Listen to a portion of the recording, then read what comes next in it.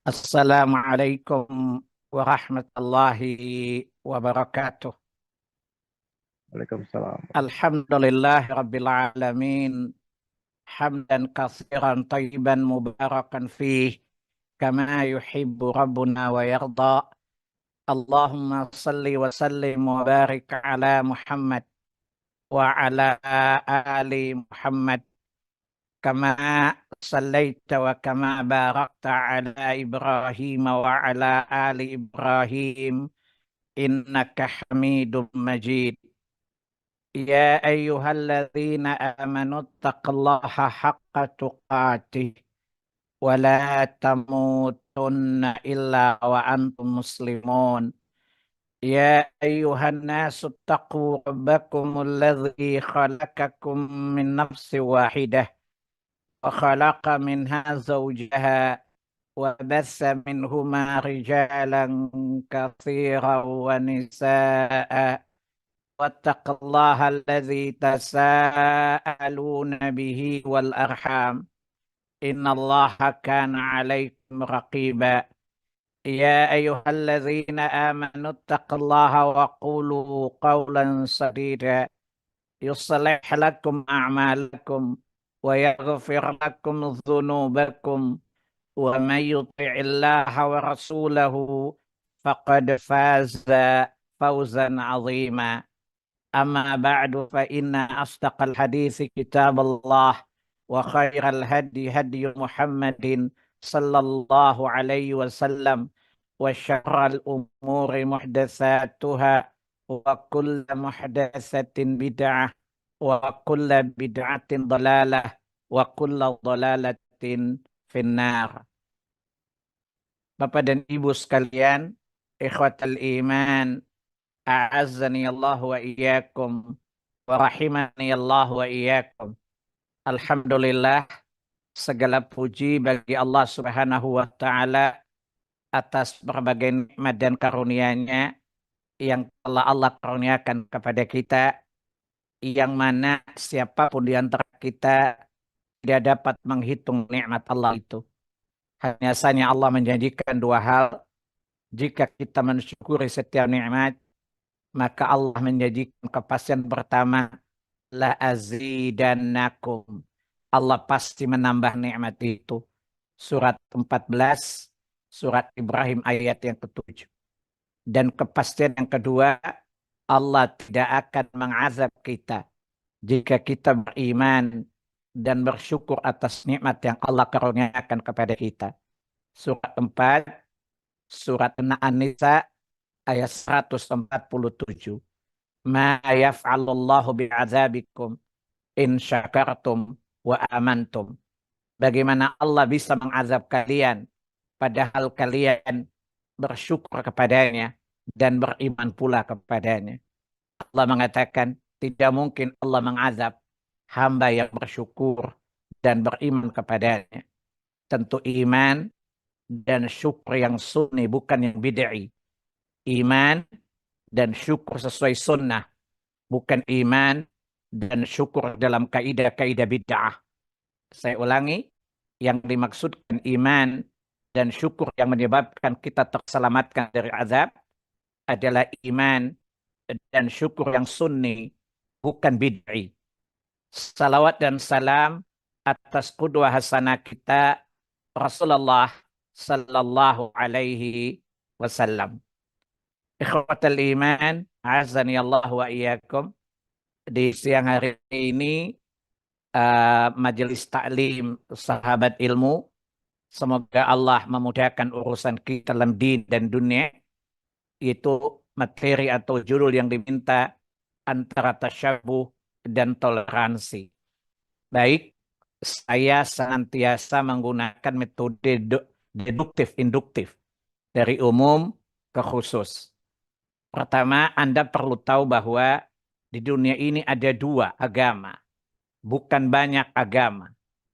Di dunia ini ada berapa agama? Ibu-ibu, bapak-bapak, ada yang tahu? Di dunia ini ada berapa agama, Pak? Di dunia ini hanya dua agama saja. Pertama adalah agama Allah, yang kedua bukan agama Allah. Pertama, agama yang datang dari sisi Allah.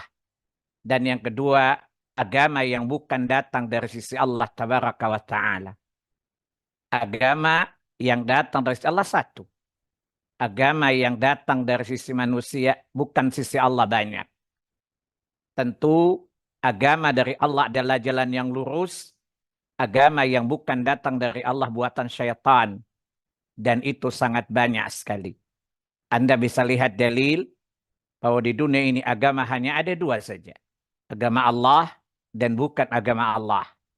Lihat surat 3 Ali Imran ayat yang ke-83. Saya ulangi surat 3 Ali Imran ayat 83.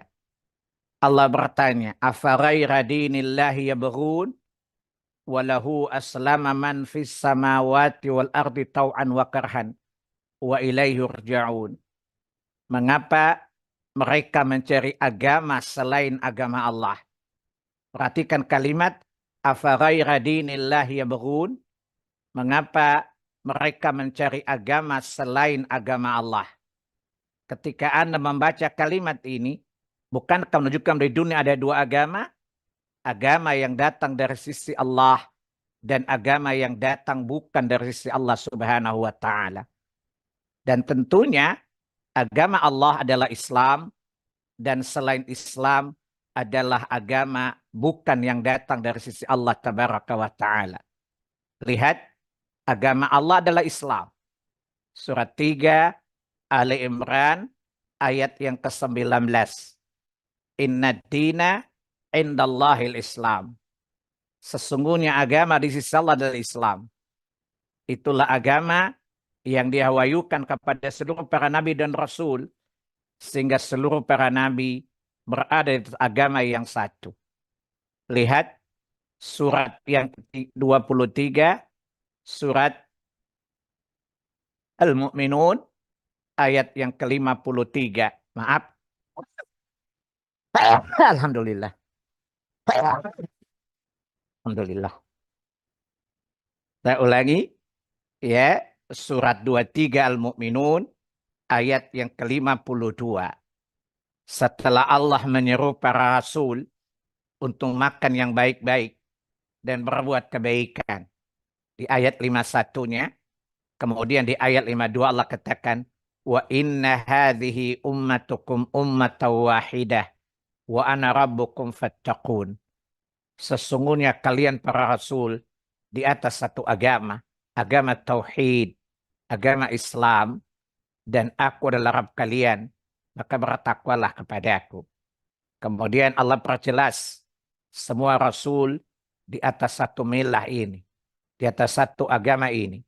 Dan Allah perintahkan semua rasul untuk menegakkan agama ini dalam jiwa dan dada mereka. Surat 42, surat Asy-Syura ayat 13. Syara'a lakum minad din.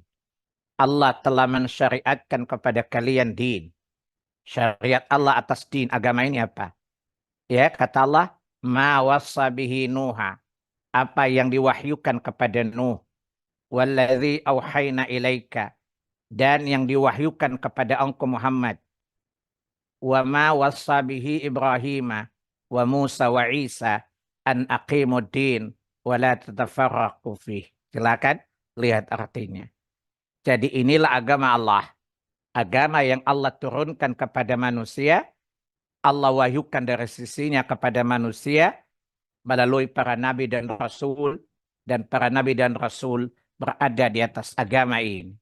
Imam Muslim dalam kitab Sahihnya, kitab iman, semua para nabi di atas satu agama.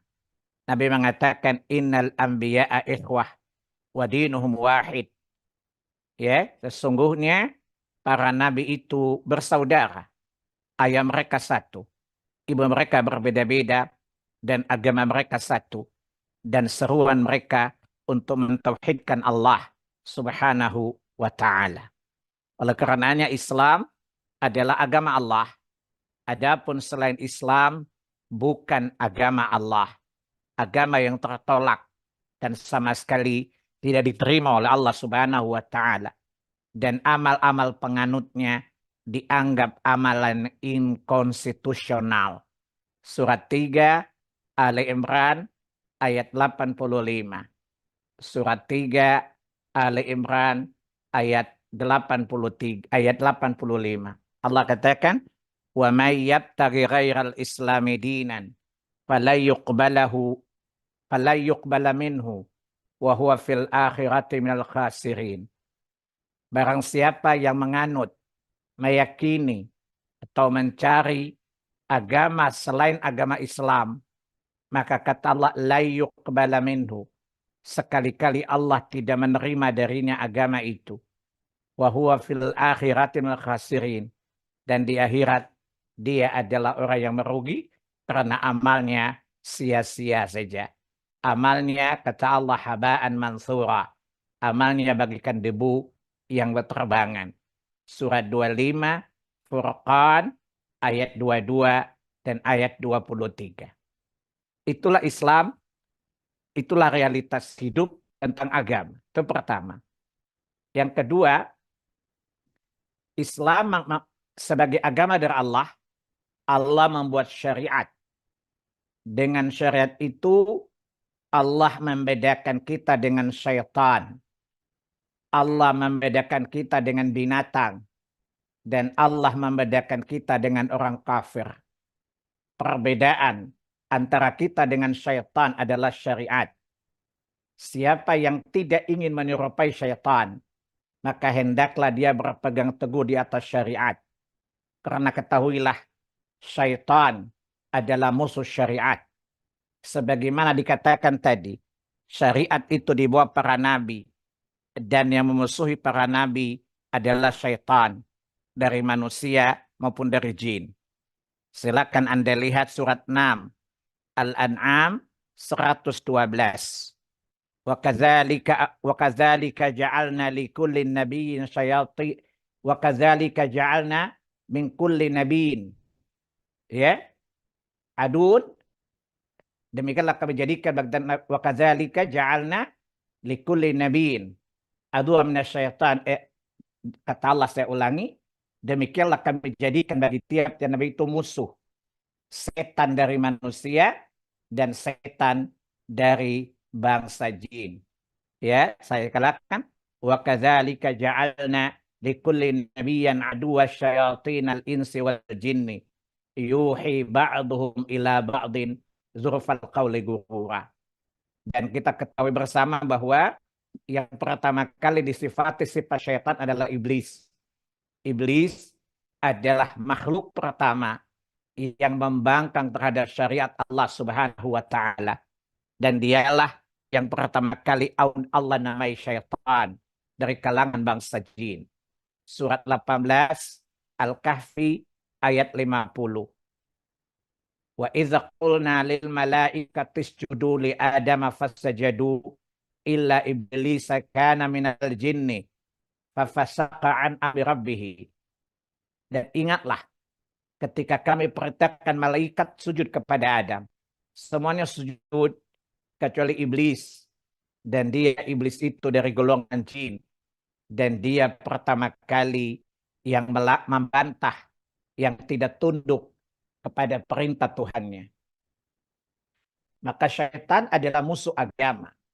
Syaitan berusaha sebisa mungkin agar kita selalu jauh dari agama ini. Dan syaitan pertama, iblis, juga berkata kepada kita, dia berkata kepada Allah di surat 7 Al-A'raf ayat ke-16. Qala rabbi fabima aghwaytani la'aqudanna lahum siratakal mustaqim. Wahai Rabbku, karena aku telah divonis sesat olehmu, maka aku akan menyesatkan mereka, Adam dan anak keturunannya, dari jalanmu yang lurus. Dan jalan yang lurus adalah agama yang lurus. Lihat, agama yang lurus adalah Islam, dan Islam adalah jalan yang lurus itu. Anda bisa lihat penjelasan bahwa jalur adalah Islam, atau agama Islam. Anda bisa lihat di surat 6 ayat 125 dan 126. Maka iblis dan seluruh dedengkotnya berusaha menjauhkan kita dari agama ini. Ya, tadi kata iblis apa? La'aqudanna lahum siratakal mustaqim. Aku pasti akan menghalangi mereka dari jalanmu yang lurus. Itu ayat 16 dari surat 7 Al-A'raf tadi. Ayat 17-nya iblis berkata, "Tsumma la'atiyannahum min baini aydihim wa min khalfihim wa an aymanihim wa an syama'ilihim wa la tajidu aktsarahum syakirin." Ini pernyataan iblis. Dan Anda perlu tahu, iblis adalah pemimpin orang kafir. Berarti orang kafir adalah setannya dari kalangan manusia. Mereka adalah anak buahnya iblis. Orang-orang kafir adalah anak buahnya iblis. Mereka adalah setan dari kalangan manusia. Lihat surat yang ke-7 Al-A'raf ayat yang ke-27. Di akhir ayat itu Allah katakan, ya, wa ja'alna syayatina awliya'a lilladzina la yu'minun. Dan kami jadikan setan-setan bangsa jin itu pemimpin bagi orang-orang kafir. Orang kafir adalah setan dari kalangan manusia. Keduanya berkonspirasi untuk merusak agama ini. Keduanya berkonspirasi untuk menjauhkan kita dari agama Islam ini. Dengan alasan toleransi. Dan saking bodohnya umat ini tanpa disadari tasyabuh dengan agama mereka. Kalau tadi iblis secara konseptual menyatakan kita operatornya orang kafir. Operatornya adalah orang kafir. Anda lihat di Quran, di surat Al-Baqarah 105, 109, ayat 120 dan 217. Jadi konseptornya adalah iblis, operatornya adalah orang kafir.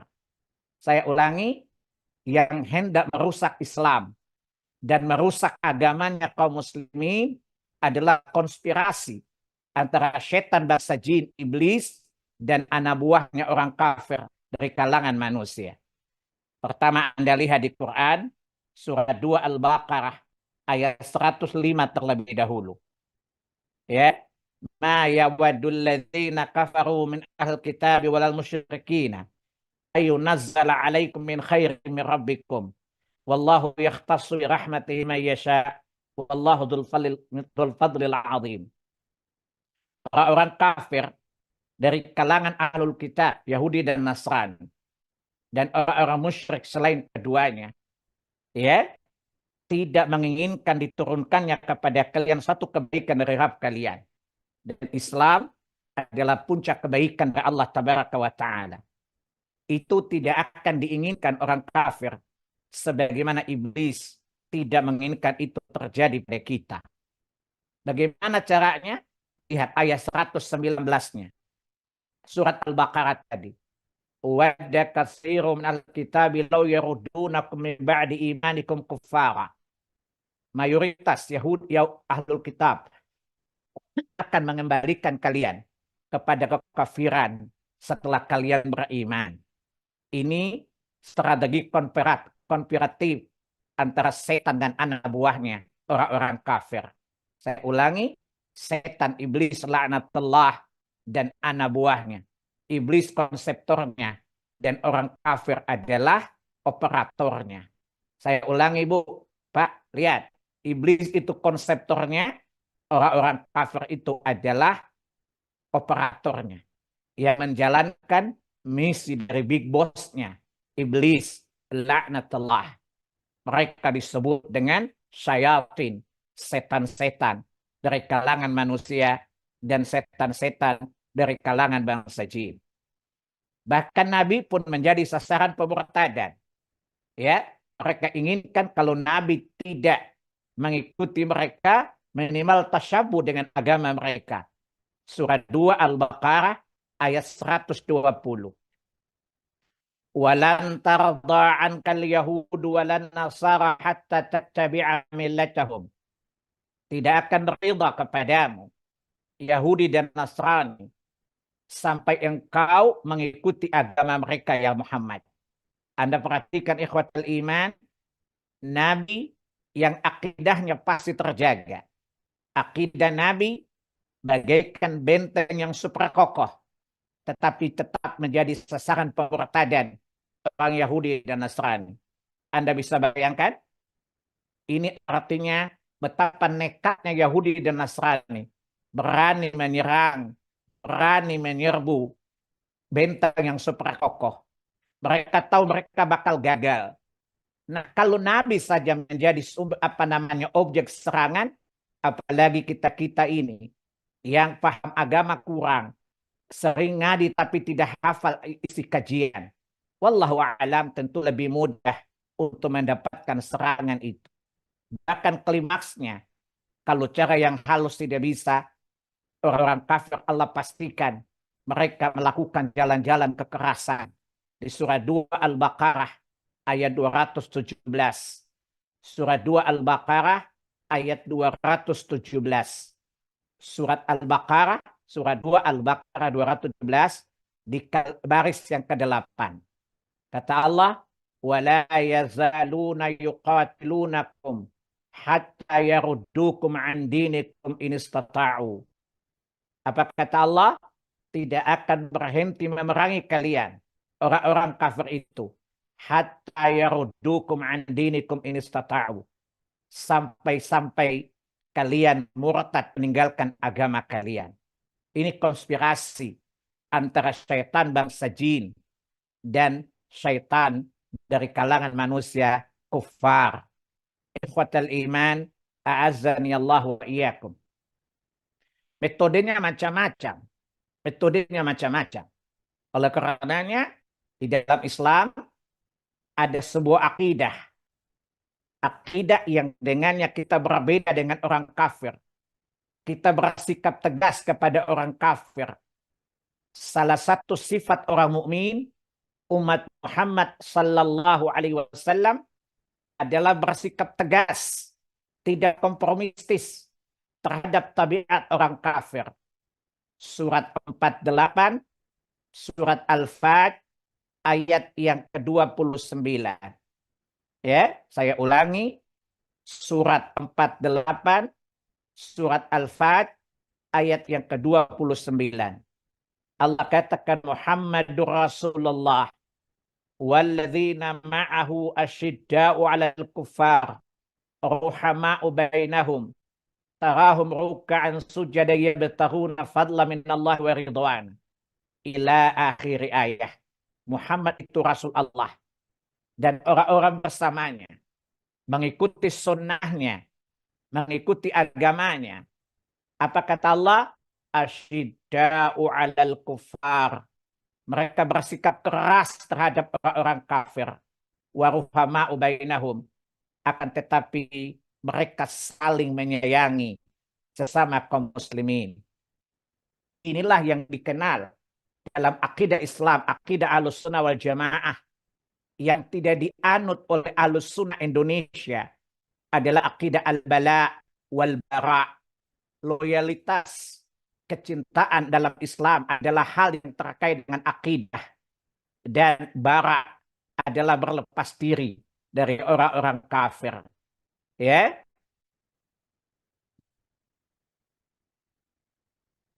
saya ulangi, akidah wala dan bara.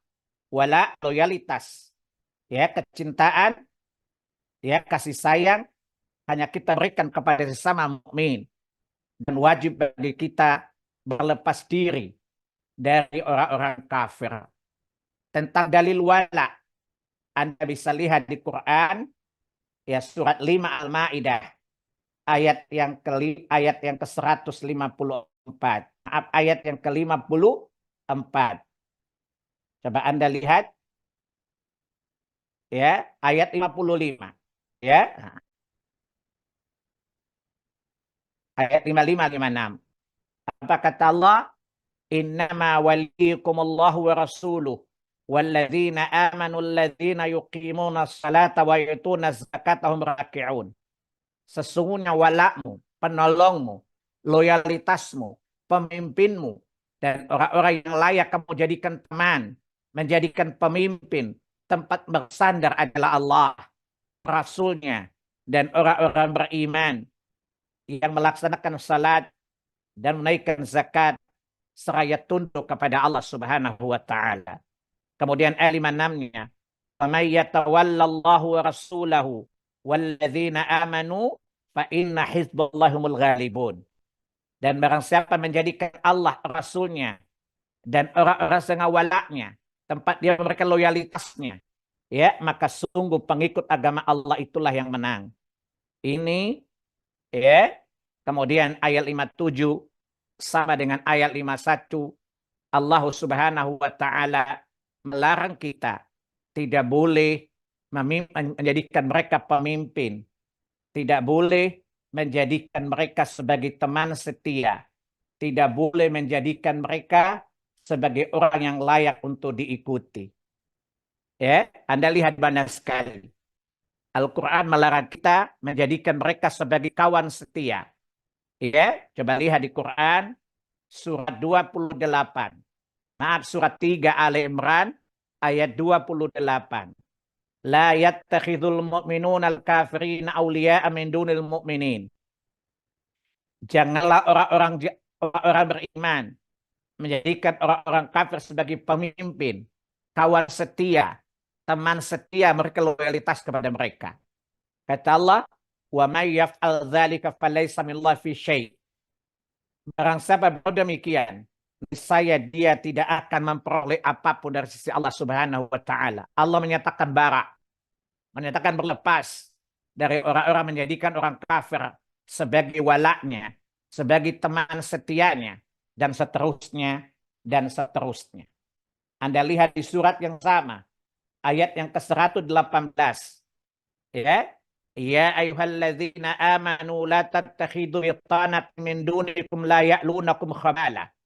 Wahai orang-orang beriman, janganlah kalian menjadikan orang-orang di luar kalanganmu, di luar Islam, sebagai teman kepercayaanmu. Ya, ya, la ya'tu ya bitanati min dunikum la ya'lunakum khabala. Wadu ma'anitum. Apa kata Allah? Karena mereka tidak henti-hentinya menyusahkan kalian. Apa kata Allah? Badatil baghdha'u min afwahim wa ma tukhfi sudurum akbar. Kebencian, permusuhan yang mereka tampakkan dengan lisan-lisan mereka itu tidak ada apa-apanya bila dibandingkan dengan kebusukan yang ada di hati-hati mereka. Allah pencipta hati manusia. Allah tahu apa yang mereka perlihatkan dan apa yang mereka sembunyikan. Allah Maha mengetahuinya. Dan Allah menghabarkan kepada kita agar kita tidak menyerupai mereka. Di surat yang sama, ayat 101, coba Anda lihat. Ya, ayat 100. Ya ayyuhalladzina amanu in tuti'u fariqan minal ladzina utul kitab yardunakum ba'di imanikum kafirin. Wahai orang-orang beriman, ya kalian mengikuti ya sebagian dari orang Ahlul Kitab, niscaya mereka akan mengembalikan kalian kepada kekafiran setelah kalian beriman. Ini kabar-kabar ilahiyah, dan perlu Anda ketahui bersama bahwa apa yang dikhabarkan oleh Quran itu pasti kalian akan mengetahui kebenaran beritanya. Perlu kalian ketahui apa saja yang dikhabarkan oleh Quran, kalian pasti akan mengetahui beritanya itu. Artinya, apa yang Allah kabarkan 15 abad yang lalu, sekarang bisa Anda lihat dengan kasat mata. Bagaimana kebencian dan upaya orang kafir untuk memurtadkan kita dengan berbagai cara. Caranya membuat orang Islam takut dengan agamanya dan memberikan racun kepada kita namanya toleransi. Toleransi itu kalimat pisau berwajah dua, tajam muka belakang. Dan itu racun yang disebarkan di tengah kaum muslimin. Maka hati-hatilah. Ya, sekali lagi Allah mengkabarkan bagaimana konspirasi syaitan sebagai pemimpin orang kafir dan orang-orang kafir ingin merusak Islam dan menyesatkan kaum muslimin. Dan apa kata Allah di surat 38, surat Sad ayat 87 dan 88, in huwa illa dzikrul lil alamin. Al-Quran ini tidak lain hanyalah peringatan bagi seluruh alam. Wala ta'lamun naba'ahu ba'dahin. Dan sungguh kalian akan mengetahui kebenaran beritanya setelah beberapa waktu lagi. Allah memastikan apa yang Allah informasikan kepada kita tentang kejahatan syaitan, kejahatan orang kafir, itu pasti akan terjadi. Begitu juga jika kita dapati pengkhabaran Nabi Sallallahu Alaihi Wasallam dalam haditsnya tentang bagaimana kejahatan orang kafir, ya, dan bagaimana umat ini akan mengikuti orang kafir, ketahuilah apa yang beliau beritakan itu pasti akan kita lihat ceritanya tadi. Lihat surat 6, surat Al-An'am ayat 67. Surat 6 Al-An'am 67, ayat 67. Likulli naba'in mustaqarun wa sawfa ta'lamun. Apa saja yang diberitakan, yang dikabarkan, yang diinformasikan oleh Rasul, kalian pasti akan mengetahui kebenaran beritanya. Nabi pernah menjelaskan kepada kita bagaimana umat ini sejengkal demi sejengkal, sehasta demi sehasta akan mengikuti tabiat, ya, menyerupai Yahudi dan Nasrani. Menyerupai Yahudi dan Nasrani. Berita-berita ini pasti benar. Anda lihat dalam Sahih Al-Bukhari, kitab At-Tamassak bis Sunnah, ya, At-Tamassak bi Kitabi was Sunnah. Kitab berpegang teguh di atas Quran dan Sunnah. Bab, ya, qala Rasul, qaulu Rasulullah sallam, ya, tentang sabda Nabi, sungguh kalian akan mengikuti jejak-jejak orang-orang sebelum kalian. Ya, an Abi Sa'id al-Khudri radhiyallahu anhu, anin Nabi sallallahu alaihi wasallam qaal, dari Abu Sa'id al-Khudri, semoga Allah meridai beliau. Beliau berkata, saya mendengar Nabi sallallahu alaihi wasallam bersabda, la tattaba'unna sanana man kana qablakum shibran bi shibrin wa dhira'an bi dhira'in hatta law dakhalu hujra dabbin, ya, tabi'tumuhum. Qulna ya Rasulullah al-yahud wa nasara ala faman. Kata Nabi, ya, sungguh kalian akan mengikuti kebiasaan orang-orang sebelum kalian. Maksud Nabi menghabarkan kalian pasti akan tasyabbuh, menyerupai pola pikir, pola perilaku orang-orang kafir, sejengkal demi sejengkal, sehasta demi sehasta. Ya, sehingga kalaulah mereka masuk lubang biawak, niscaya kalian pun akan mengikuti mereka. Para sahabat bertanya, ya Rasulullah, apakah orang sebelum kami itu Yahudi dan Nasrani? Nabi menjawab, siapa lagi kalau bukan mereka? Ini pengkhabaran dari Nabi SAW dan sudah terjadi hari ini. Ya, sudah terjadi hari ini. Oleh karena itu mari kita perhatikan bahwa kadang-kadang orang itu tasyabbuh, ya, menyerupai orang kafir dengan alasan bahwa itu adalah toleransi. Inna lillahi wa inna ilaihi raji'un. Islam agama yang toleran. Apa tolerannya agama? Apabila satu bangsa hidup dalam bila satu masyarakat dalam satu bangsa, walaupun Islam mayoritas tidak boleh memaksa orang kafir untuk keluar dari agamanya. Ini tingkat toleransi yang paling tinggi dari agama Islam.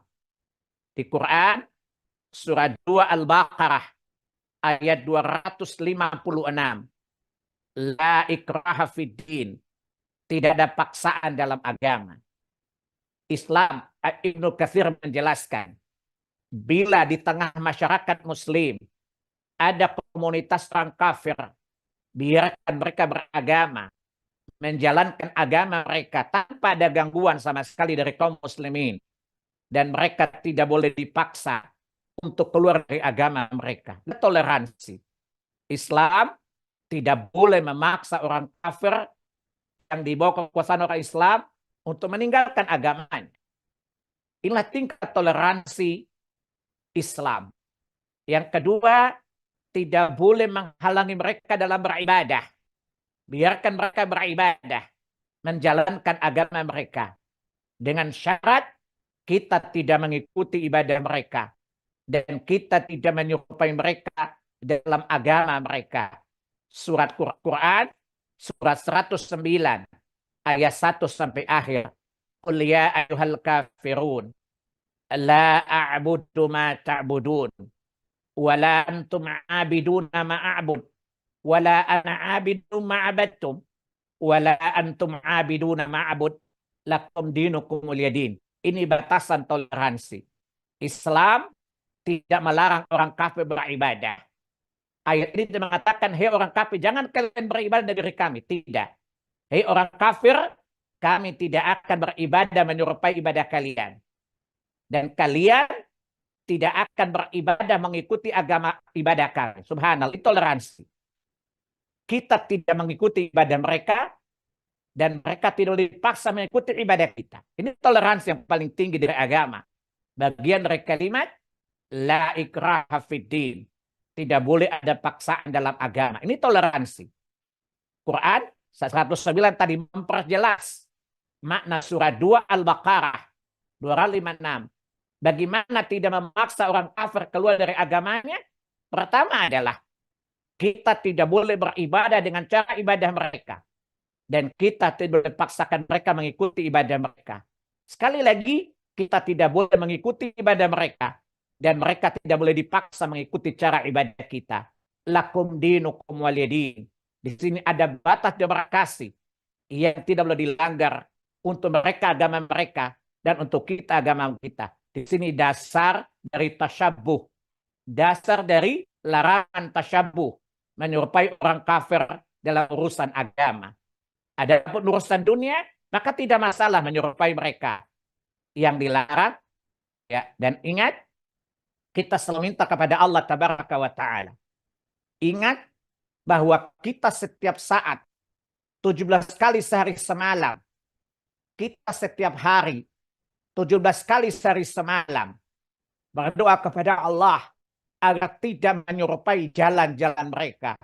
Tidak tasyabuh kepada mereka. Bukankah Anda berdoa kepada Allah di Al-Fatihah? Di surat ayat 6 dan ayat 7. Ihdinas siratal mustaqim. Ya Allah, tunjuki kami jalan yang lurus. Siratal ladzina an'amta alaihim. Itu jalan orang-orang yang kau bernikmat. Jadi kita hanya menyerupai, mencontoh, meniru an'amallahu alaihim. Orang-orang yang diberi nikmat Allah Subhanahu wa Ta'ala. Siapa mereka? Para nabi, para salihin, para siddiqin, para syuhada. Jadi surat 1 ayat 7. Siratal ladzina an'amta alaihim. Jalan orang-orang yang bernikmat. Man an'amallahu alaihim? Siapa yang Allah maksud? Orang-orang yang Allah beri nikmat? Mereka adalah ahlu tauhid. Mereka orang beriman. Mereka para nabi dan orang-orang yang jalan di atas manhaj para nabi tadi. Surat 4 An-Nisa ayat 160 ya. Ayat 169. Maaf, saya lihat dulu. Ya. Wa may yuti'illaha wa rasulah fa'alladzi amallahu alaihi minan nabiyina ya was-siddiqina wasyuhada'i was-salihin wa hasuna ulaika rafiqa. Ya, surat Nisa ayat 69 dan ayat 67. Jadi di sini kita hanya wala, loyalitas, dan mencontoh orang yang seakidah dengan kita. Para nabi, ya, para siddiqin, para syuhada, dan para salihin. Dan mereka ahlu tauhid, orang beriman. Bukan orang yang mal'un, dilaknat oleh Allah tabaraka wa ta'ala. Kemudian kita minta kepada Allah di surat 1, ayat yang ke-7 tadi. Ghairil maghdubi alaihim. Bukan jalan orang-orang yang engkau murkai. Waladhalin. Dan bukan pula jalan orang yang mereka yang sesat. Nabi SAW dalam Sahih Al-Bukhari dan lainnya, kitab tafsir tentang tafsir suratul Fatihah, Nabi mengatakan al-maghdub ay yahudiyun. Yang dimurkai itu Yahudi. Ad-dalun an-nasara, orang-orang Nasrani. Di sini ada batas demokrasi yang jelas. Kita minta kepada Allah tabaraka wa ta'ala agar tidak menyerupai jalan-jalan mereka, tidak menyerupai tarikat, metode-metode beragama mereka, tidak mencontoh perilaku-perilaku mereka, Yahudi dan Nasrani. Imam Ibnu Majah dalam sunannya berkata, ya, kata Nabi, la tashabbahu bil Yahud wa la tashabbahu bin Nasara. Man tashabbaha bi ghairina falaysa minna. Jangan kalian menyerupai Yahudi dan jangan pula kalian menyerupai Nasrani. Barang siapa menyerupai selain kami, maka dia bukanlah dari golongan kami. Nabi menyatakan bara, berlepas diri dari orang yang tasyabbuh, menyerupai orang-orang kafir, Yahudi, Nasrani, dan selain keduanya. Dalam lafaz Imam Ahmad, kata Nabi, man tasyabbaha biqaumin fahuwa minhum. Barang siapa menyerupai satu kaum, maka dia termasuk kaum itu. Ini namanya tasyabbuh. Tentu yang namanya tasyabbuh dalam urusan agama, bukan urusan dunia. Seperti contoh orang kafir yang menemukan jam. Kita pakai jam, tidak ada larangan menyerupai orang kafir dalam perkara dunia. Ya, misalnya merek Christian Dior itu baju atau tas atau sepatu buatan orang kafir. Kalau kita mengenakannya seperti orang kafir mengenakannya, ini bukan tasyabbuh. Karena larangan tasyabbuh adalah penyerupaan dalam agama dan akidah dan ibadah. Urusan agama yaitu akidah dan ibadah. Ya, maka tidak boleh. Jadi penyerupaan di sini bukan dalam perkara-perkara keduniaan. Ya, lakum dinukum waladin. Maksudnya untuk kalian agama kalian, untuk kami agama kami, di mana kami tidak tasyabbuh dengan agama kalian dan kalian tidak akan tasyabbuh dengan agama kami. Antara agama kami dan agama kalian ada batas demarkasi yang jelas di mana Allah melarang penyerupaan kita dalam urusan-urusan agama. Anehnya hari ini orang tasyabbuh menyerupai orang kafir dengan alasan toleransi.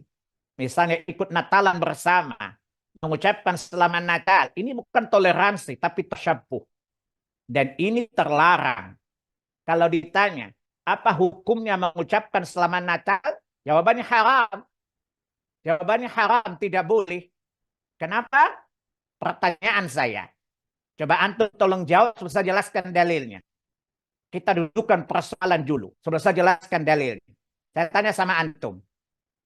Natal dalam lahirnya, taruhlah mereka katakan kan lahirnya Nabi Isa. Saya tanya sama antum. Lahirnya Nabi Isa dalam persepsi Natal sama enggak dengan Nabi Isa dalam persepsi Islam? Berbeda, Ustaz. Beda. Isa sebagai anak Tuhan. Isa sebagai Tuhan. Dan ini ibadah bukan? Ini akidah bukan? Ini akidah kekufuran.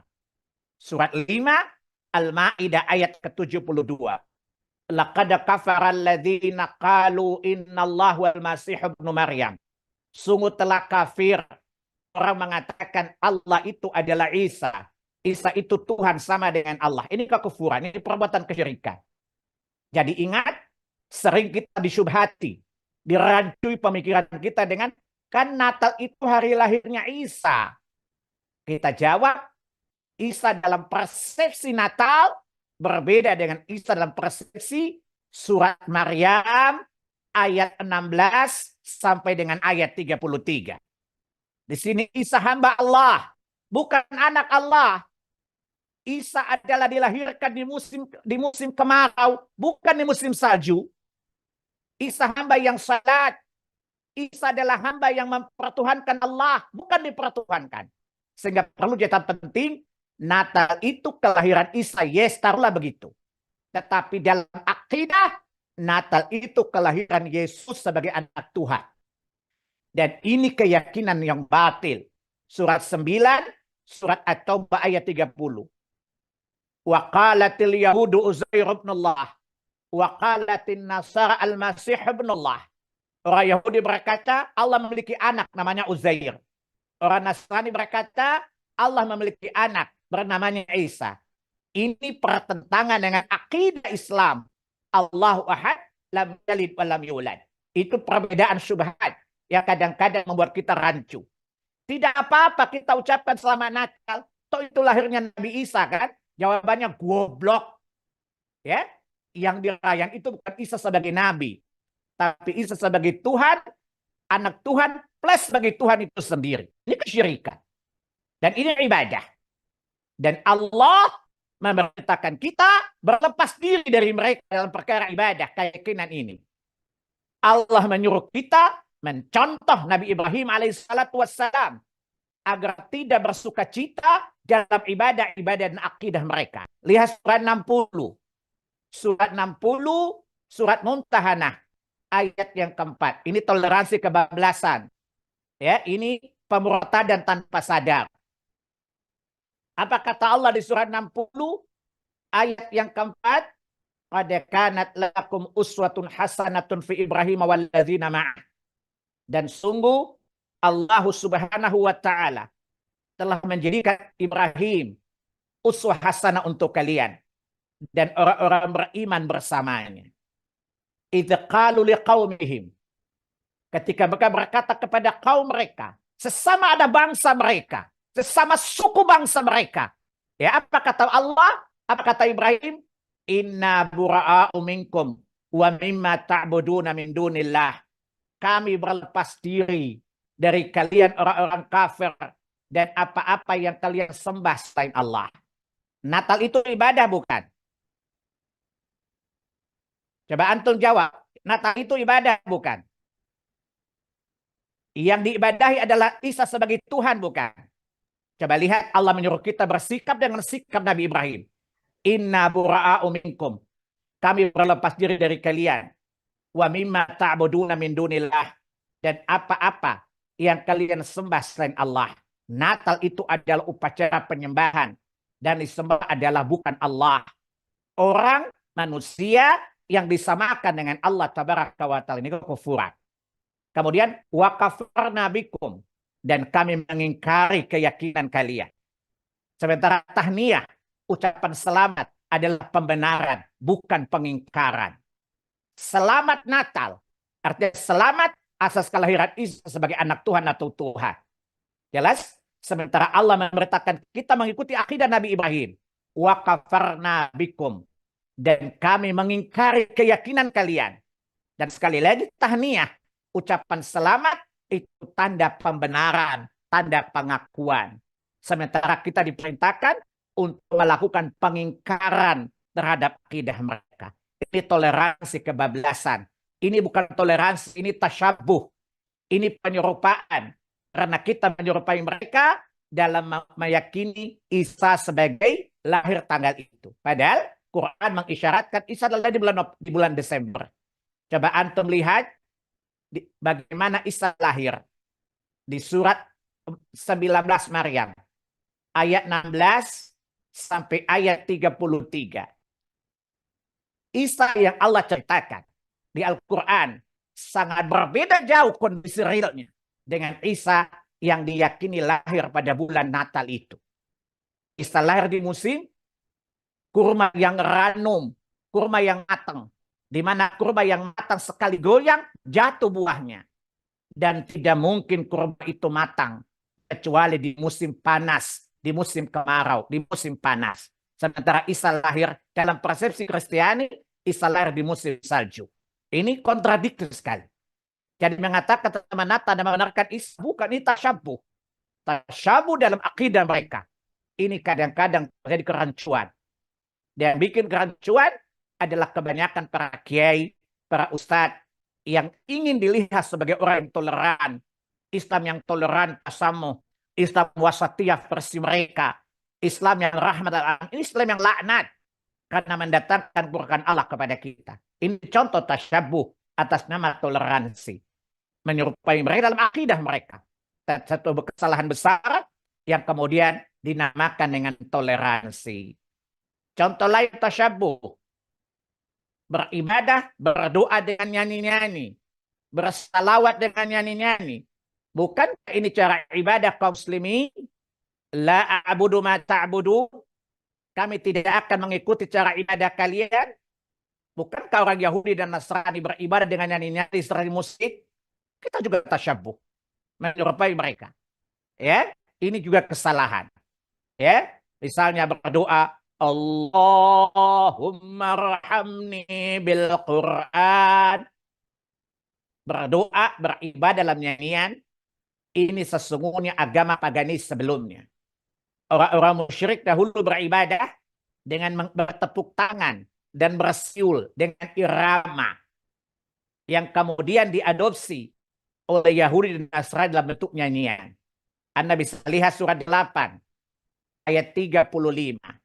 Surat 8 ayat 35. Gimana ibadah orang musyrik di Ka'bah? Dengan bertepuk tangan sambil bersiul. Tentu tepuk tangan bukan seperti aplusan. Begini-begini bukan. Tentu tepukan yang berirama. Dan siulan bukan seperti Anda mensuit seseorang. Tapi tentu suit siulan yang berirama. Yang kemudian lambat laun dirubah menjadi nyanyian. Dan hari ini orang Islam bersalawat kepada Nabi menyerupai cara ibadah orang kafir dalam nyanyian. Berdoa dengan nyanyian dan seterusnya. Ini contoh tasyabuh, ya. Ini contoh penyerupaan orang kafir dalam peribadatan mereka. Dan tentunya masih banyak kalau kita jelaskan contoh-contoh. Tapi saya kira penjelasan dapat dimengerti. Inilah kerancuan antara tasyabuh dan toleransi. Contoh ucapan selamat Natal tadi. Islam agama paling toleran loh. Ya. Bahkan Islam mengajarkan bila kita berada di satu daerah dengan orang kafir, dengan syarat orang kafir tidak memerangi kita urusan agama dan tidak mengusir kita dari kampung halaman kita, mereka wajib mendapatkan kebaikan dan wajib mendapatkan keadilan dari kaum muslimin. Tetapi jika mereka merusak agama Islam, memerangi Islam baik dengan lisan atau perbuatan, dan mengusir orang Islam kampung halaman mereka, maka tidak boleh kita berbuat baik kepada mereka. Itulah toleransi Islam yang bisa Anda lihat di surat 60, surat Al-Mumtahanah, ayat 7 dan ayat yang ke-8. Islam agama paling toleran, tetapi toleransi tidak kebablasan. Toleransi dalam urusan keduniaan, tidak dalam batas demarkasi perkara-perkara agama. Toleransi berarti bukan kita meniru, menyerupai agama mereka. Karena apa? Islam agama yang hak. Dan selain Islam agama yang batil. Islam menyembah Allah yang hak. Adapun selain Islam, mereka menyembah Tuhan yang batil. Sehingga dalam menyembah Allah yang hak, cara beribadahnya dengan cara yang hak. Tidak boleh menyerupai cara peribadahan orang menyembah Tuhan-Tuhan yang batil. Surat 22, Al-Hajj ayat 62 sama dengan ya surat 31 ayat 22. Mudah-mudahan penjelasan ini dapat difahami dan dapat dimengerti sehingga mari kita bedakan mana toleransi dan mana tasyabuh. mana toleransi, dan mana tasyabuh. Yang lebih gawat lagi, orang Islam disertakan mengikuti cara ibadah kaum muslimin, kaum kafir. Ya, ada di tengah mereka, ikut nyanyi bersama mereka, sambil membakar lilin bersama mereka. Ini bukan toleransi, ini tasyabuh. Ya, toleransi itu membiarkan mereka menjalankan agama mereka tanpa ada paksaan. Mereka tidak boleh diganggu. Di mana kita tidak mengganggu ibadah mereka. Dan mereka tidak mengganggu. Itulah batas toleransi. Bukan dengan cara mengikuti ibadah mereka. Ini adalah kemurtadan tanpa sadar. Karena tadi, siapa menyerupai satu kaum, maka dia termasuk kaum itu. Wallahu alam. Mudah-mudahan ini dapat memberikan pencerahan bagi saya dan antum semua. Dan saya kira cukup. Karena saya masih ada acara lain. Tafadhal masykuran kalau ada yang mau ditanyakan. Baik, Ustaz. Baik, kakak-kakak semuanya, jika kalau misalkan ada yang mau ditanyakan, dapat raise hand atau diketik di kolom chat. Baik, Ustaz. Terkait dengan tasyabuh ini, Ustaz, banyak kaum mukminat, umahat yang di apa ya, di masyarakat ini di dianggap tasyabuh terhadap orang-orang Arab yang memakai jilbab, sedangkan pada sejarahnya jilbab itu atau jilbab ini orang Arab tidak menggunakannya gitu, Ustaz. Kemudian ketika ada Islam maka diwajibkan semuanya menggunakan jilbab itu, hingga para sahabiah itu menggunting korden di rumahnya untuk menutupi Baik. gitu. Bahwa Bagaimana? jilbab, niqab bukan tradisi jahiliyah, itu bahasanya orang liberal. Nah, Ya, ini kebohongan, kedustaan. Bahkan ayat jilbab turutlah Islam. Ya, Allah turunkan surat 24 ayat 31 kepada kaum wanita memakai khimar, kerudung. Kemudian perintah berhijab.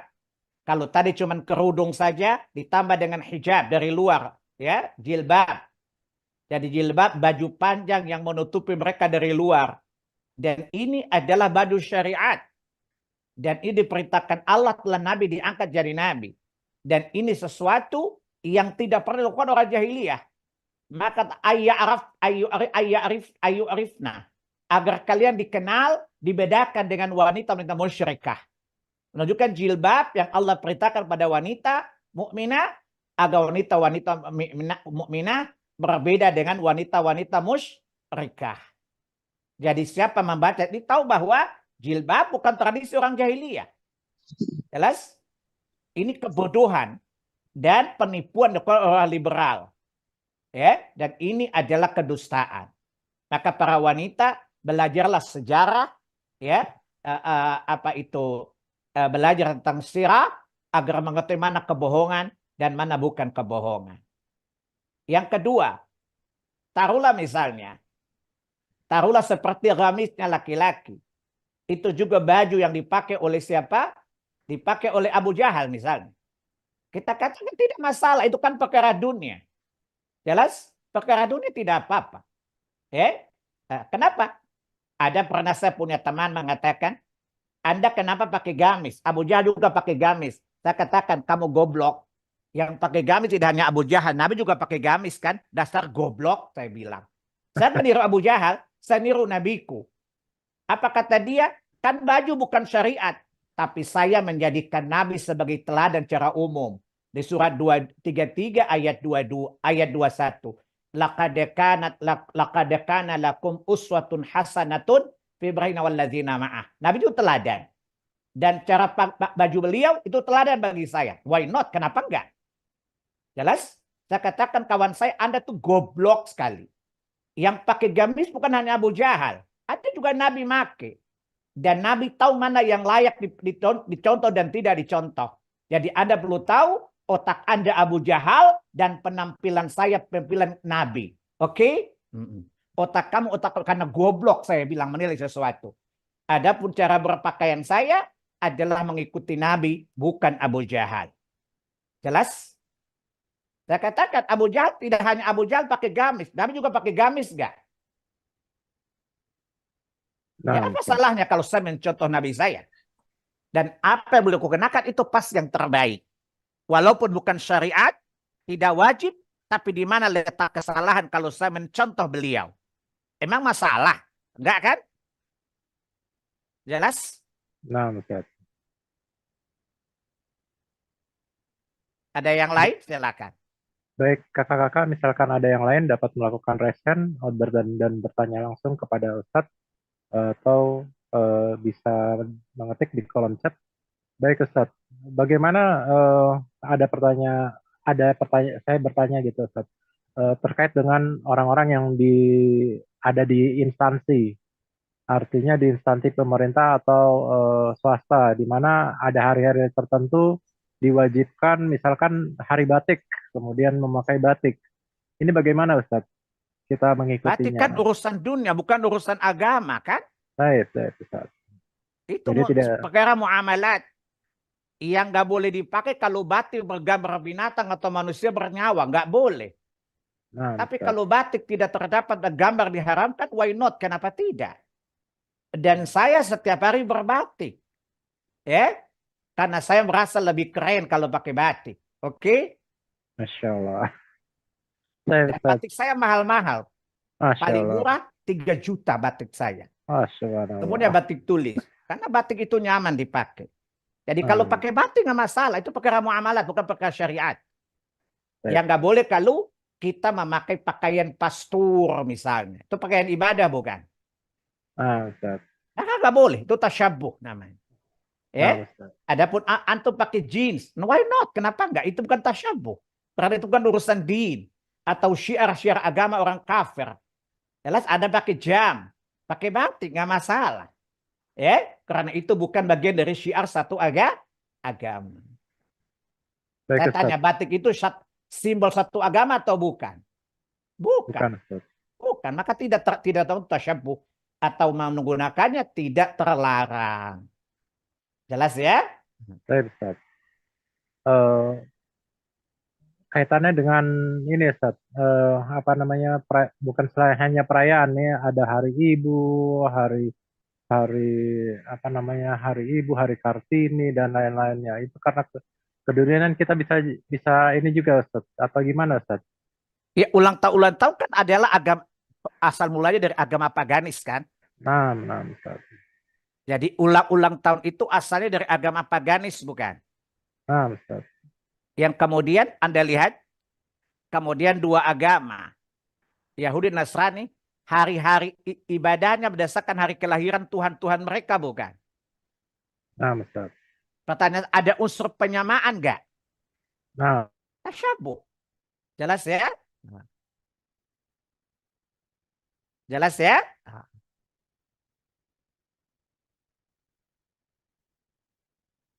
Ada yang lain? Silakan.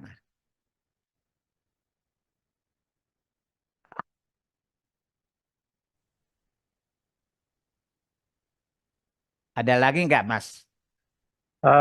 Ustadz, ada pertanyaan ini di kolom chat. Ustadz, kalau karena kerjaan atau jabatan harus mengucapkan Selamat Natal, ini bagaimana, Ustadz?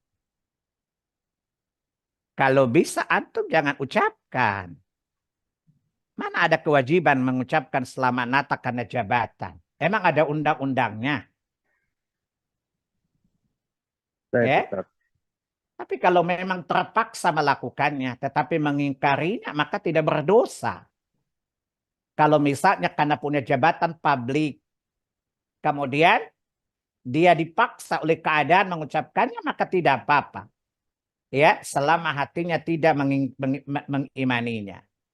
Karena seseorang melakukan sesuatu dengan lisannya terlihat kufur, tapi karena ada unsur keterpaksaan, maka dia tidak berdosa karenanya. Surat 16 ayat 100 ke 6. Wallahu a'lam. Ya. Tapi Ustadz, ada satu pertanyaan lagi nih, Ustadz, di kolom chat. Apakah tasyabuh bisa dikatakan termasuk bid'ah juga, Ustadz? Dia lebih umum dari bid'ah ya. Nah, Dia lebih umum dari bid'ah. Karena tadi saya tanya. Kalau bid'ah itu membuat perkara baru dalam agama. Adapun tasyabuh menyerupai orang lain dalam agama. Bisa bid'ah. Contoh menyanyi. berzikir sambil menyanyi. Zikir itu ibadah bukan?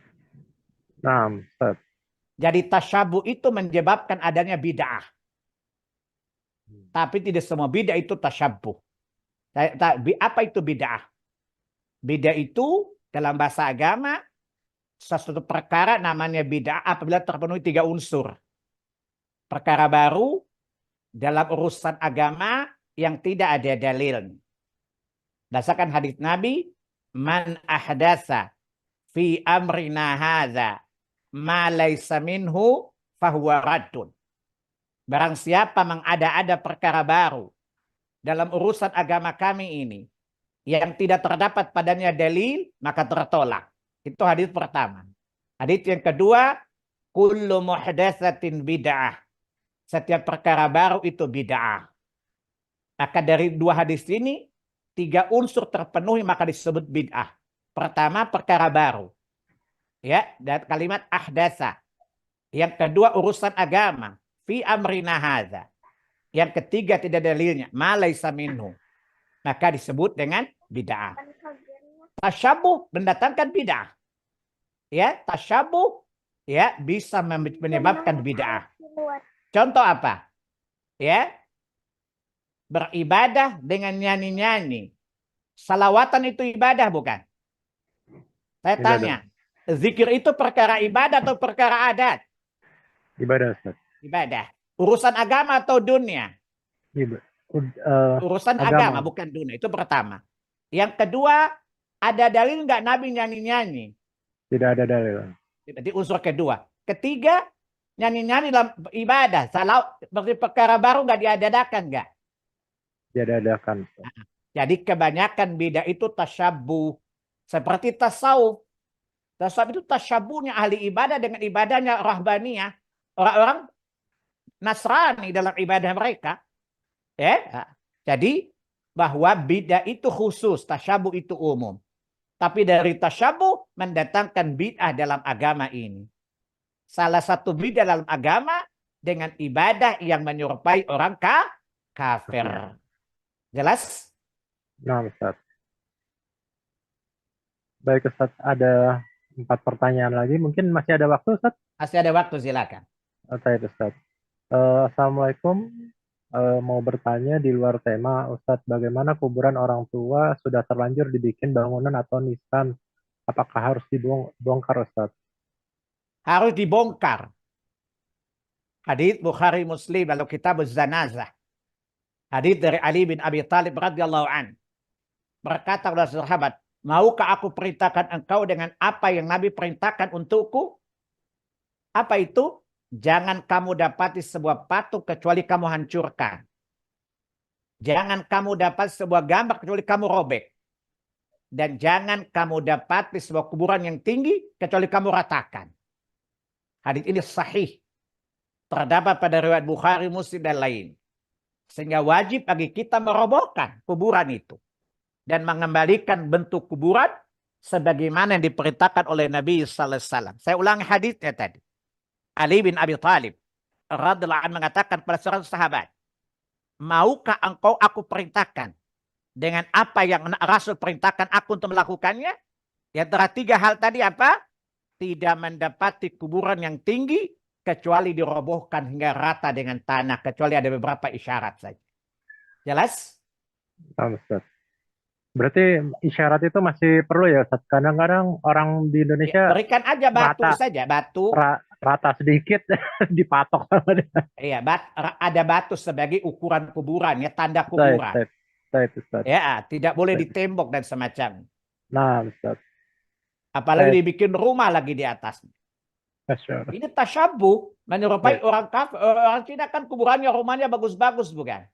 Nah, Ustaz. Tasyabuh, menyerupai orang kafir. Ya, wallahu a'lam. Baik, ada pertanyaan lagi, Ustadz. Bagaimana ucapan kita yang baik terhadap tetangga non-Muslim yang meninggal dunia? Tidak ada kewajiban mengucapkan irja atau untuk mereka. Ya, tetapi kalau mereka baik dengan kita dan kita ingin berbuat baik kepada mereka, jangan menunjukkan kedukaan. Tidak boleh kita berduka dengan keadaan orang kafir. Kecuali ya punya ayah kandung, kalau bersedih wajar dong. Itu fitrah bukan? Nah, Tapi kalau bukan saudaramu, bukan ayah kandungmu, tidak usah menampakkan kesedihan. Ya, tetapi menenangkan hati mereka boleh. Bersabarlah Bu, ya, ya semoga ya ibu mendapatkan hidayah dari kematian ini. Seperti itu. nah, Ya.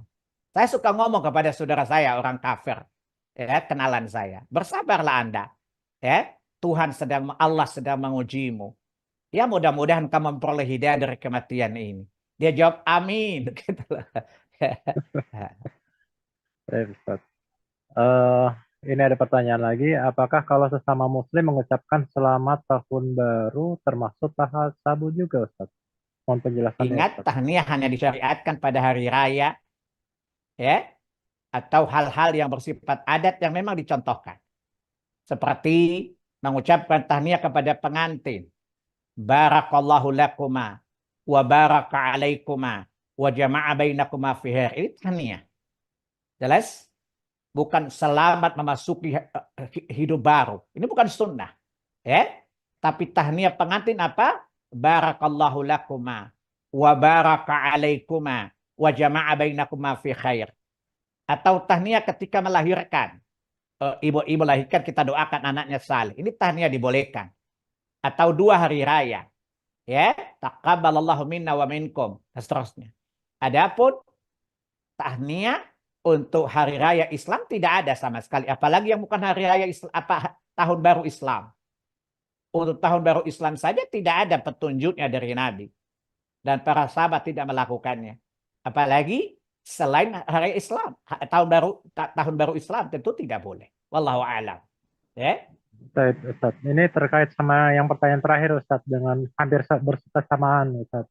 Eh, selain hukum yang tadi yang ucapan tahun baru dan mendoakan juga, ya, Ustaz. Berarti tidak boleh ya ini, Ustaz ya? Itu bagian dari bukan? Iya, Ustaz. Bu, lagian yang diperdebatkan, saya suka bilang ke teman saya, tapi Ustadz, kalau kita nggak lakukan nggak enak. Ya karena kamu udah salah kaprah, saya bilang. Coba orang Islam tidak melakukannya. Saya yakin orang kafir tidak akan menuntut kan? Nah, Ustaz. Tapi karena kita udah salah kaprah, tambah salah lagi enggak? Kalau kita tidak hentikan, kesalahan ini berjalan terus-menerus bukan? Nah, Ustaz. Itu namanya sudah jatuh tertimpa eskalator enggak? Nah, Ustaz. Jelas? Ini karena sebuah kesalahan yang kita udah lakukan, kemudian diberitahu ini salah. Tapi nggak enak dong. Lah kenapa beragama kok nggak enak? Agama itu benar dan salah, bukan enak nggak enak. Itu namanya baper. Kalau baper, korban perasaan. Gimana? Kalau Anda mencontohkan sebuah kejahatan, dosa, ditiru orang. Kamu mendapatkan sebagai multi level marketing dosa nggak di itu hierarkinya? Baik, Ustaz. Ini orang tidak takut kepada Allah Subhanahu wa taala. Tapi Ustadz, kita udah biasa ya karena kamu udah salah kaprah. Ya, masa udah tahu salah masih dilanjutin? Bodoh apa pinter saya tanya. Kalau itu kamu sudah terlanjur melakukannya, kemudian salah, tidak boleh dilanjutkan. Orang tahu salah kok, ngapa dilanjutin? Jelas? Hidup ini hanya benar salah. Benar lanjutkan. Salah tinggalkan. Bukan nggak enak. Bisa rusak agama kalau nggak enak sama orang, bukan? Sadarnya hidup ini kan yang benar salah, bukan? Kalau benar lanjutkan. Kalau salah dihentikan, bukan? Udah tahu salah dilanjutkan dengan alasan tidak enak, Ustadz. Ini pintar apa bodoh ini saya tanya. Saya tanya sama antum. Antum konsumsi obat, ternyata obatnya salah. Tapi antum sudah tahu masih konsumsi. Itu pintar apa bodoh? Oh, bodoh, Ustaz. Sangat bodoh sekali. Ini masalahnya. Beragama itu kan bakal baim. Bawa akal, bawa iman. Bukan baper, bawa perasaan. Jelas? Nah, Ustaz. Jadi ya nggak perlu mengucapkan dan tidak perlu mendoakan ya, Ustaz. Iya. Berdoa Baik. sesama muslim. Barakallahu lakum. Ya, barakallahu fiq. Itu doa bukan? Bodoh, Ya. Ustaz.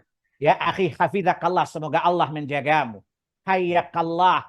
Semoga Allah menghidupkan di atas keimanan. Itu doa yang biasa diucapkan sesama muslim. Tidak tunggu lebaran. Tidak tunggu hari tahun baru kan.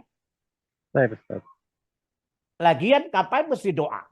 Bukankah antum di sore hari mengatakan apa?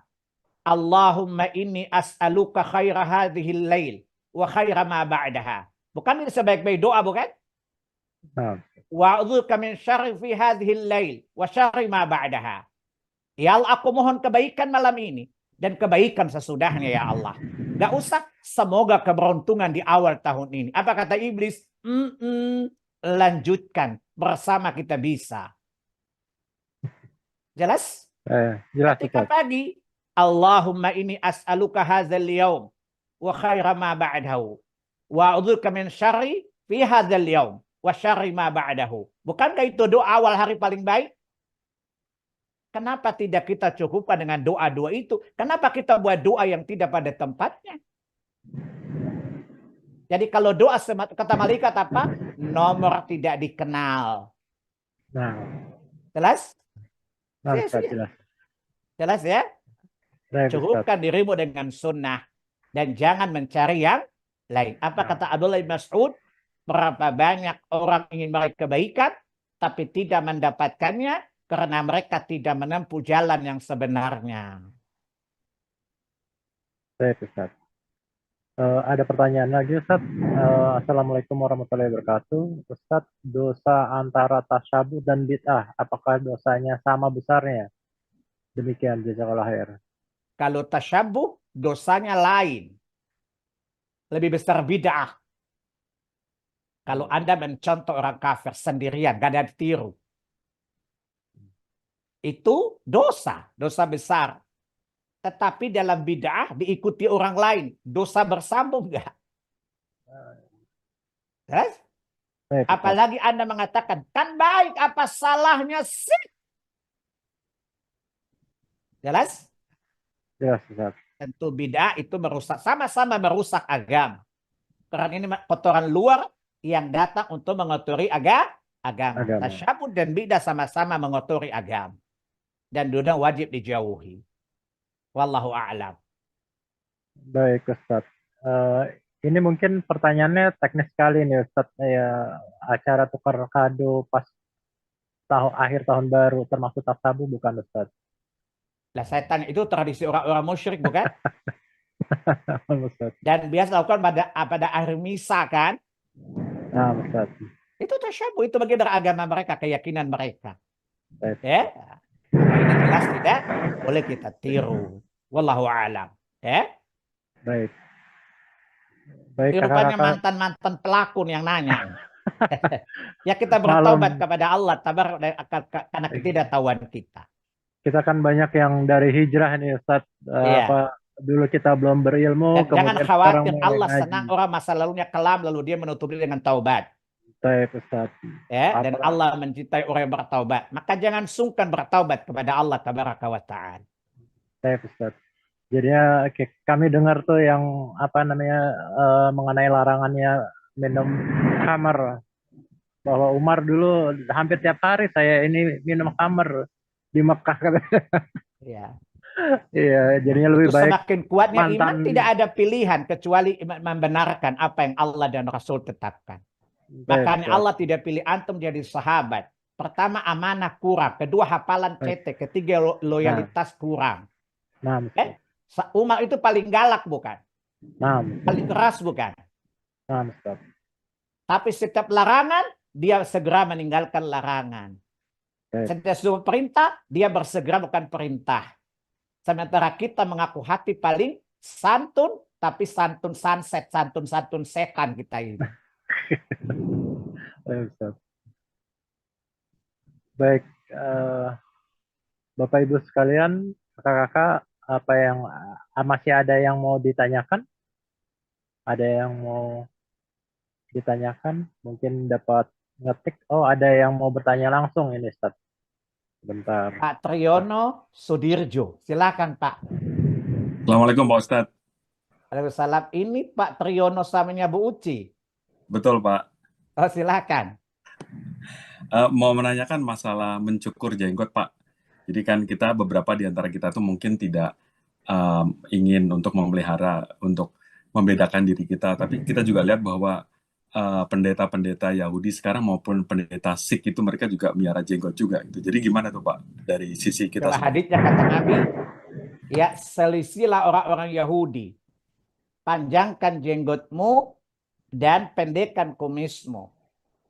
Karena katanya orang-orang si panjang jenggot, kita tidak menyerupai mereka, mereka menyerupai kita. Asalnya mereka tidak panjang, ya, tetapi kemudian panjang sebagai gaya, sebagai lifestyle mereka. Adapun kita karena sunnah Nabi kita, beda motivasinya. Pertanyaan saya, kalau nanti orang Hindu, orang Parsi masuk Islam, supaya ada keluar dari Islam supaya dia sama dengan mereka. Pak Tri, saya tanya sama antum, kalau pendeta Sikh masuk Islam, Anda tidak di Islam supaya tidak sama dengan mereka?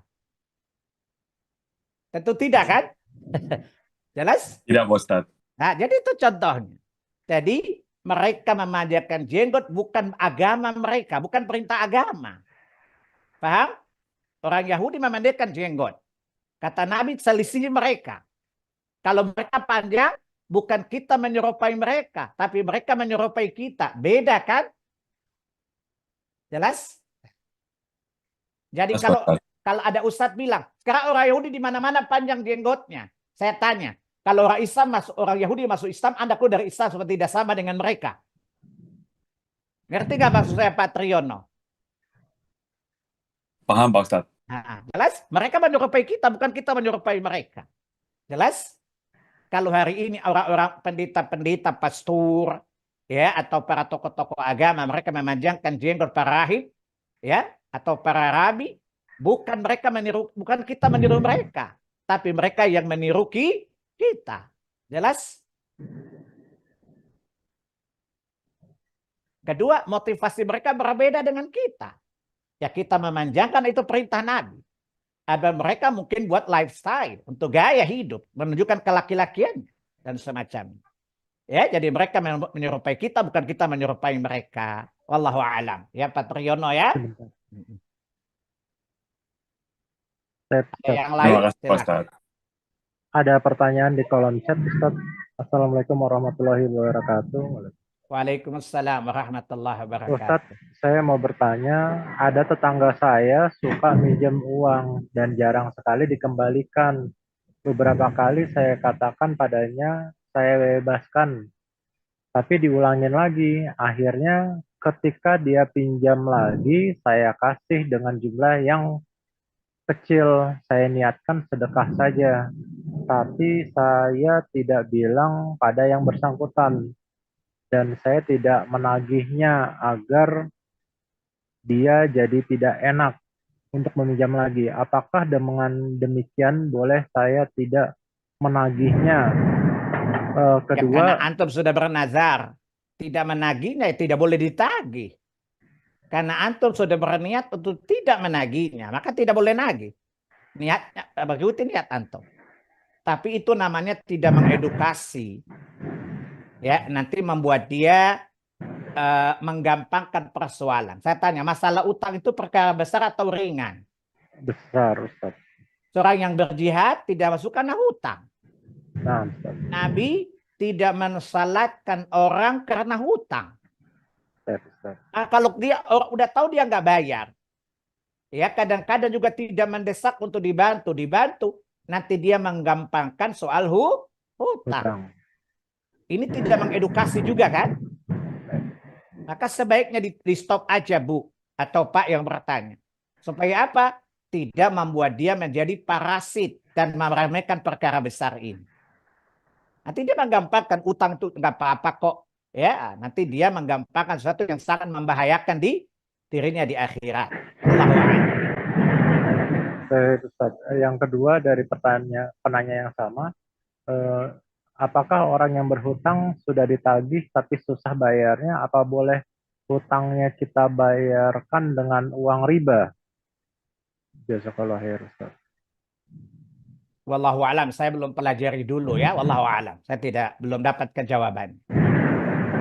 Saya Ustaz. Izin bertanya Ustaz, bila suaminya bekerja pada kita, apakah zalim jika kita meminta anak dan istrinya turut membantu kita? Suaminya bekerja pada kita, Nah, Ustaz. Terus kemudian lalu minta anak dan istrinya turut membantu kita. boleh, tidak masalah.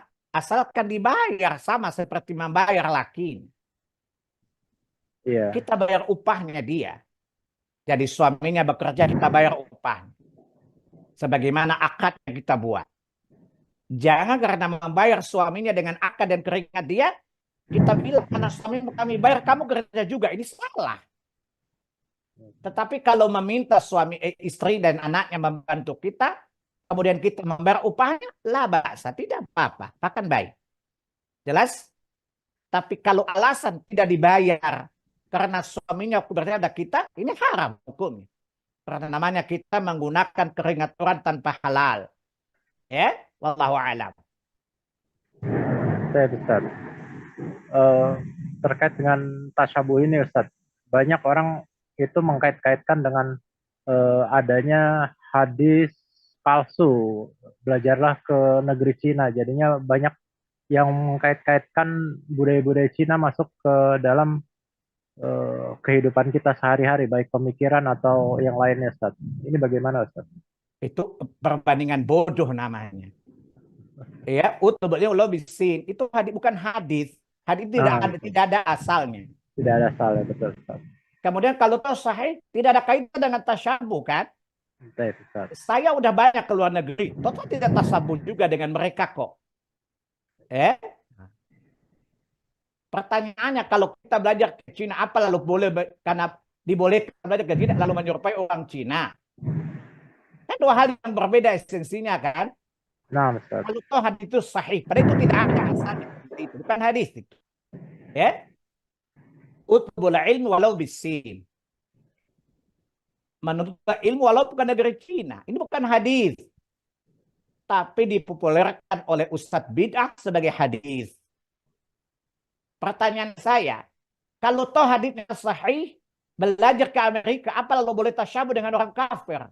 Kan lain ceritanya kan? Nah, Ustaz. Yes. Jadi tidak perlu dikait-kaitkan ya, Ustaz. Ya, itu namanya kias yang batil. Nah, namanya kias yang on namanya. Ya. Bapak Ibu sekalian, apakah masih ada yang mau ditanyakan?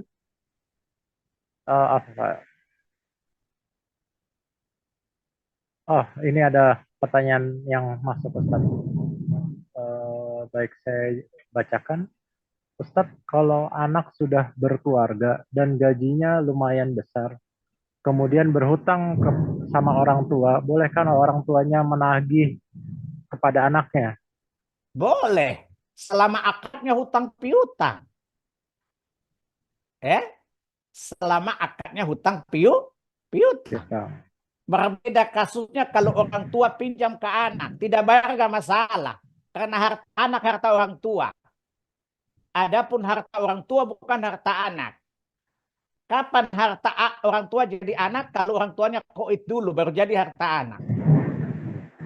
Paham, akh? Jadi harta orang tua tidak otomatis harta anak. Harta orang tua menjadi harta anak kalau orang tuanya koit dulu. Baru jadi warisan. Beda dengan harta anak, otomatis menjadi harta orang tua. Hadits Muslim. Pertanyaannya adalah, kalau anak meminjam ke orang tuanya, akadnya pinjam meminjam, orang tua nagih, tidak ada dosa menagih hutang, walaupun dari anaknya, karena akadnya adalah hutang piutang. Beda kasusnya kalau orang tua pinjam tidak balik. Jelas? Assalamualaikum, izin bertanya, maaf di luar pembahasan, apakah hukumnya seorang berziarah ke makam orang tuanya? Kebetulan saat bapak wafat tidak dapat melihat dan belum pernah ke makamnya. Baik, tidak masalah. Iya, masyarakat buku asalnya boleh. Selama tidak berniat selain sekedar menjenguk kuburan. Asal tidak berini ya Ustaz, apa namanya, kalau menganggap wajib, kalau enggak berdosa, maka ini tidak boleh. Larangan wanita yang datang ke makam itu itu apa ya, Boleh, dikhawatirkan asalkan tidak berlebihan. terus-terusan. Al-muzawwirat. Al-muzawwirat, wanita yang sering-sering ke kuburan itu tidak boleh. Baik. Tetapi kalau sekali-sekali maka boleh. Yang terlarang itu dua wanita. Mengantar jenazah itu nggak boleh. Yang kedua, al-muzawwirat, wanita yang terus-menerus, ya, sering-sering. Mereka dilaknat oleh Rasulullah SAW. Adapun cuma sekedar sekali-sekali maka tidak boleh. Kembali pada hukum asal itu boleh. Jelas ya? Baik, Ustaz. Baik, Bapak Ibu, masih ada yang mau ditanyakan? Ada yang mau bertanya? Dapat bisa secara langsung atau mengetik di kolom chat dan saya akan bacakan. Ini di sini hujan nih Ustaz, jadi jadi gelap. Memang antum Baik, tinggal di daerah mana? saya di Depok Ustaz. Ini hujan deras di sini. Kalau di sana di Rawamangun masih mendung sih. Oh, Masya Allah Ustaz. Baik, kakak-kakak, ada yang mau ditanyakan? Baik, terkait tasyabuh ini luas sekali nih pembahasannya Ustaz. Iya. Tapi banyak ada kaitannya itu ada orang-orang yang mengkait-kaitkan antara sunnah yang biasa Rasulullah lakukan sebagai orang Arab dan ada juga yang sunnah memang Rasulullah perintahkan Ustaz. Bagaimana kita Baik. menyikapinya Ustaz? Pertanyaannya adalah sesuatu yang sifatnya jibiliyah, kebiasaan-kebiasaan itu bukan Jibiliyah. syariat. Tetapi mengikutinya tidak salah. Selama tidak terlarang. Ya. Seperti Nabi makan dengan tangan. Boleh kita makan, boleh tidak. Pakai sendok nggak masalah. Ya. Tetapi atau Nabi biasa duduk di bawah, kita pakai kursi nggak masalah. Karena duduk di kursi atau duduk di bawah bukan syariat, itu jibiliyah, kebiasaan-kebiasaan Nabi. Ya. Tetapi kalau seorang ingin melakukan karena menghidupkan kebiasaan Nabi, tidak salah juga kan? Kalau dia ingin meniru seluruh dari Nabi, dia tidak masalah, tidak terlarang. Hukumnya tidak wajib karena itu bukan syariat, itu kebiasaan. Tetapi menurut kebiasaan tidak salah juga kan? Jelas? Jelas Ustaz. Mengikuti kebiasaan leluhur dengan alasan budaya adilung aja nggak ada yang larang. Ya. Apalagi meniru Nabi. Tentu lebih adiluhung daripada budaya nenek moyang, bukan? Ya, Ustaz. Menjaga tradisi nenek moyang saja padahal ada mengandung kesyirikan saja dianggap itu mulia. Bagaimana kalau mencontoh Nabi walaupun bukan syariat? Mana yang lebih layak untuk diikuti tradisinya? Nenek moyang atau Nabi? Nabi. Jadi jelas itu bahasanya jelas. Bedakan mana kebiasaan dan mana syariat. Seperti Kalau apa yang syariat dari Nabi ada dua, wajib dan sunnah. Kalau wajib tidak boleh ditolak. Sunnah boleh diambil, boleh tidak. Adapun jibiliyah, kebiasaan-kebiasaan, dan pasti Nabi tidak ada yang salah, tidak ada yang buruk, bukan?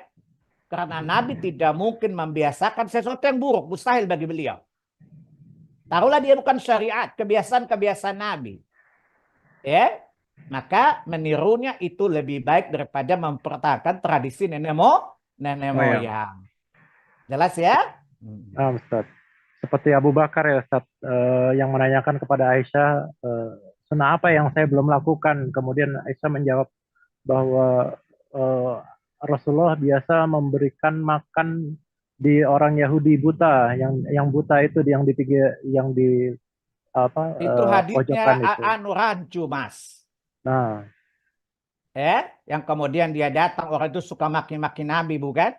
Betul, Ustaz. Itu haditsnya rancu, Mas. Baik. Baik. Ada pertanyaan lagi, Ustaz. Assalamualaikum, maaf bertanya di luar tema, Pak Ustadz. Saya mendengar istri ulama tentang beliau selalu menyebut dalam doa kepada Allah, dia ridho akan perlakuan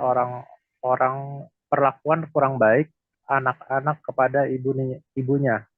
Apakah doa tersebut diperbolehkan, Ustaz? Misalnya anaknya durhaka, dia ridha. Ini juga salah. Masa meridai kemunkaran? Ya, dia ridha dengan ujian yang Allah berikan, ada boleh. Tapi meridai perbuatan anak itu dosa.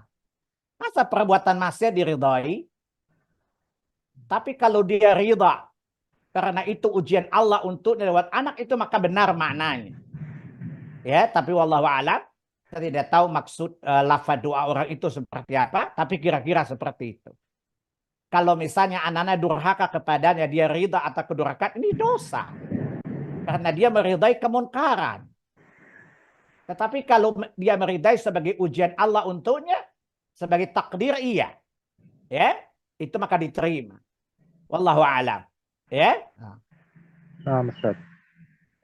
Baik, kakak-kakak yang masih masih mau ditanyakan,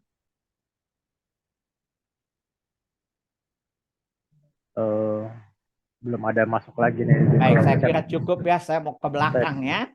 Siap Ustaz.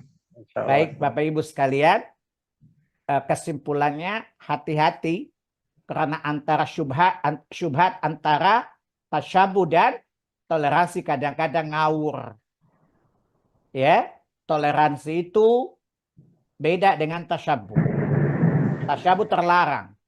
Toleransi dibolehkan dalam batas-batas standar syariat.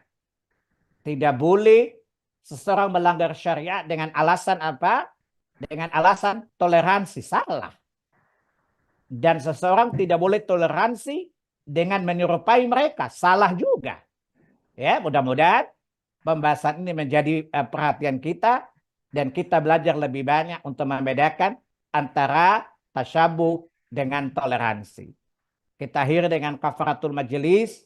Subhanakallahumma wa bihamdika asyhadu an la ilaha illa anta astaghfiruka wa atubu ilaik. Billahi taufiq wal hidayah. Wassalamualaikum warahmatullahi wabarakatuh.